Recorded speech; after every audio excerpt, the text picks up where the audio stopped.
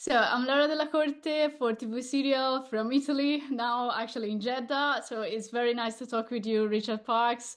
And so I would like to start from a scene that deeply resonated with me. That is when you actually confess to Will your story and how you end up being an explorer. That actually was a little sad story, but actually we are all enthusiastic about your change of career. So can you share a little bit with us? Listen, Laura, it's lovely to meet you. Absolutely, yeah. I mean, well, you you know what?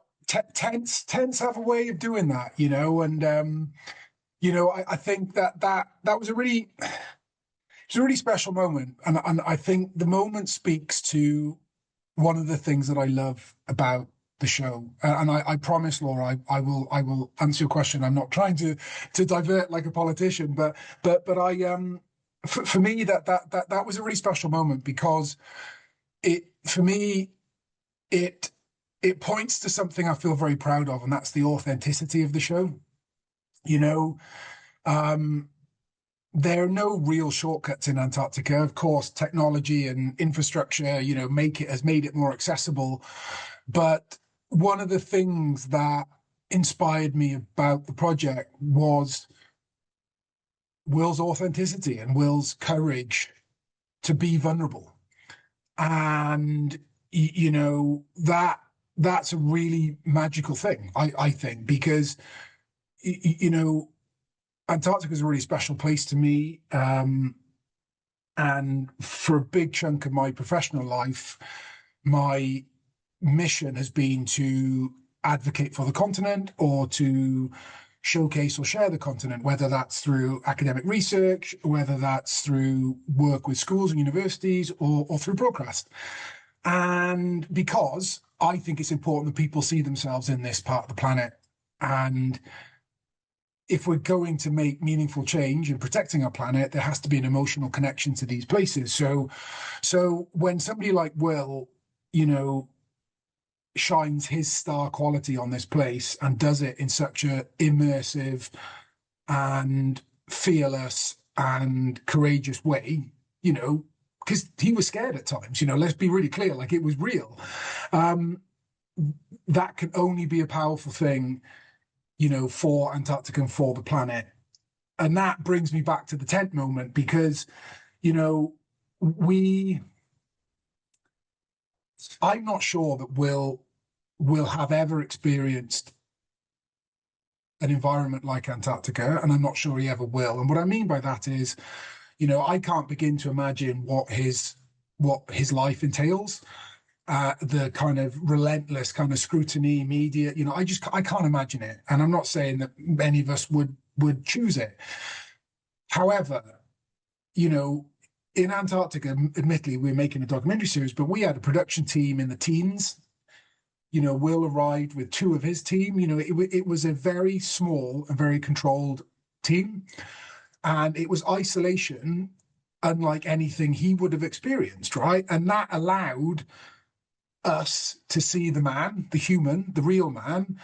And it gave me an opportunity to get to know the man. And, coming back to the tent scene, tents have a way of doing that, where you can sit in a bar and have a drink and you can kind of, put the world to right, or you can sit in a tent on the side of a mountain or in Antarctica. And, there is something truly revealing about that. And, that scene was, we didn't expect it to go that way. I didn't expect to, have a conversation like that. But, at that point, I genuinely believe that,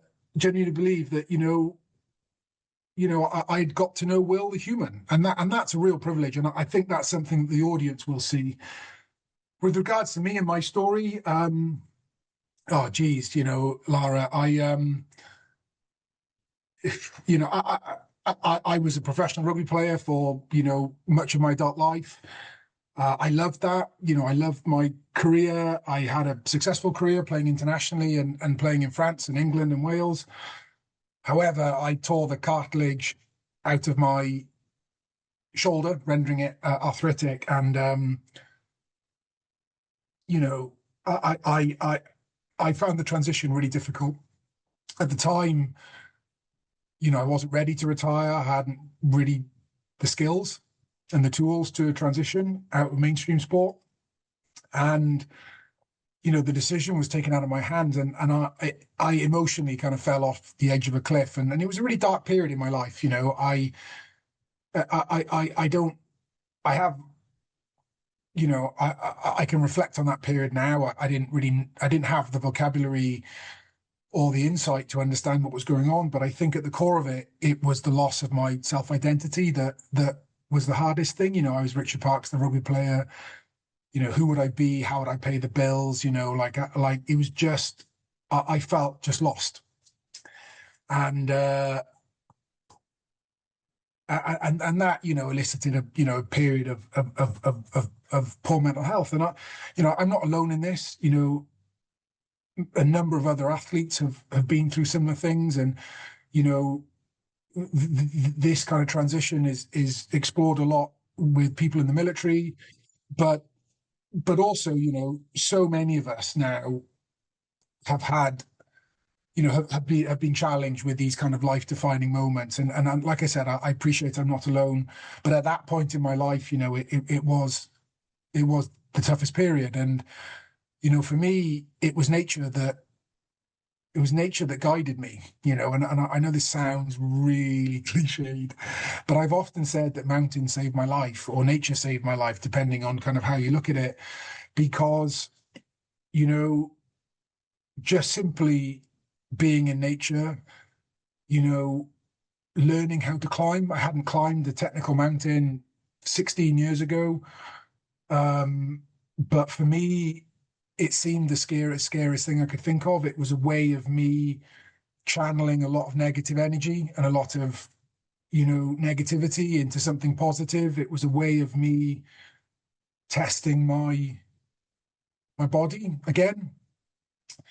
And I had no idea that it would lead me, all the way to Antarctica with Will Smith. I really didn't. It sounds so cliched, but I really didn't, And for me, it was just my way out of a dark hole, and then, I met people that became friends, mentors, sponsors, and that evolved into a world first project called the 737 Challenge. And I'd used all my life savings. I'd used my insurance policy to fund this project. I'd spent 18 months out of 2 years in a tent, amassing, the skill set required to do it properly and to do it authentically.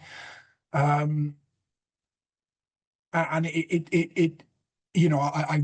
really didn't think I would ever achieve it, being really blunt. I mean, well, that's a bit of a fib. I had, if that's the bit of a fib, I did have belief, but equally, I didn't really think beyond it.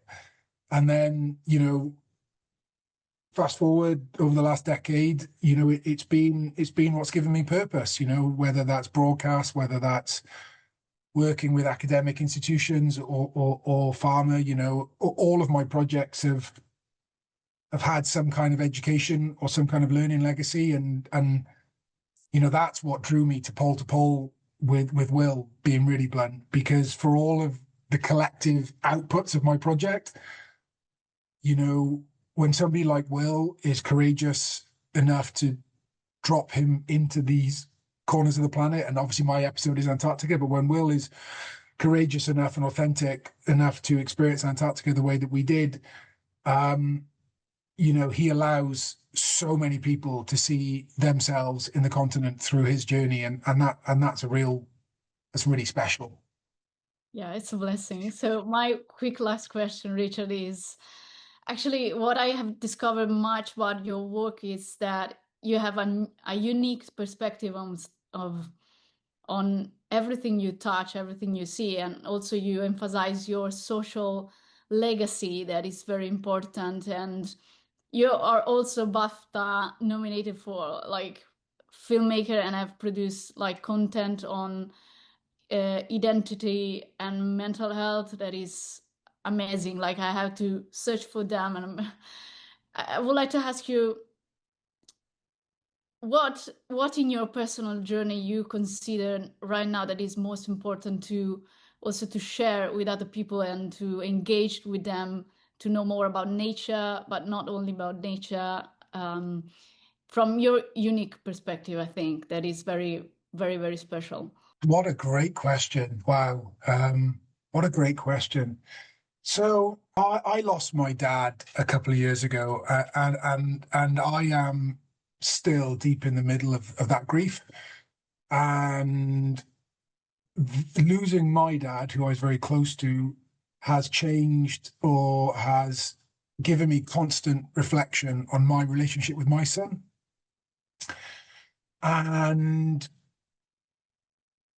you know, I think the idea, I think the two things that are really important to me at the moment, there's two, there's not one, there's loads, right? Because at any given day, something can be more important than something else. But that's a brilliant question, by the way. Wow.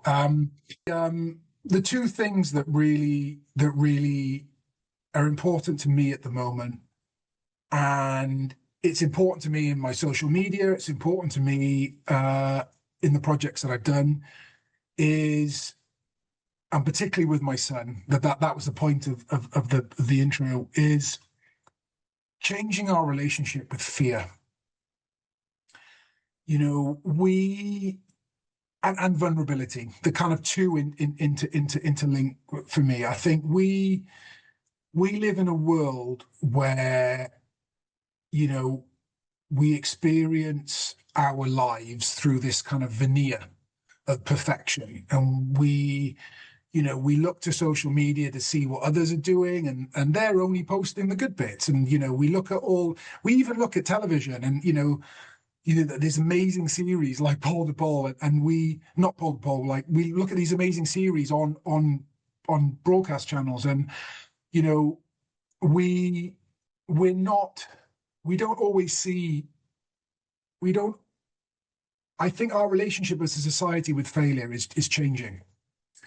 And that concerns me, because when I look back at my life, the greatest learning moments, or the greatest moments of opportunity, or being really blunt, the most important moments of my life have been when I've made a mistake or when things have gone wrong through those periods of adversity. And I know nobody wishes them, but I wish I'd known then what I know now. And I see it in my son. Like, my son's 7, right? And we live a very liberal life, and he has a lot of agency in his life. But equally, like, I already see, even at 7, the world creeping in to influence his appetite for risk, or to influence his fear of failure. And that terrifies me. It terrifies me. And for me, that's one of the greatest things about adventure. And I use that because adventure means different things, different people, what I do, but that's the greatest thing about this space, because it challenges you to step outside your comfort zone. It challenges you to embrace the hardship and when things go wrong. And it challenges you to be resourceful, to be resilient, to adapt. And, all of these skills are transferable. And, that was one of the most inspirational things that I experienced working with Will.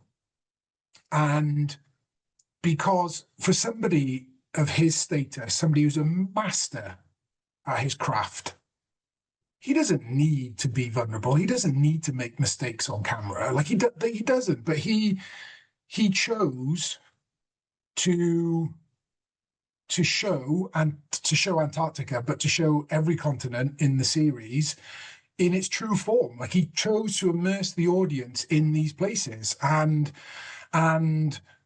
like, that is a beautiful thing, because it circles back to what's important to me, is that people see themselves in these places, whether you're male, female, black, white, rich, poor, like, you see yourselves in these places, and that's really important to me. So that'd be the first point. Oh my gosh, second point, never run out of time. What's important to me? I I think our connection with nature, you know, my mum and dad weren't sporty in the sporty sense, but one of the greatest gifts they gave me is a positive relationship with nature.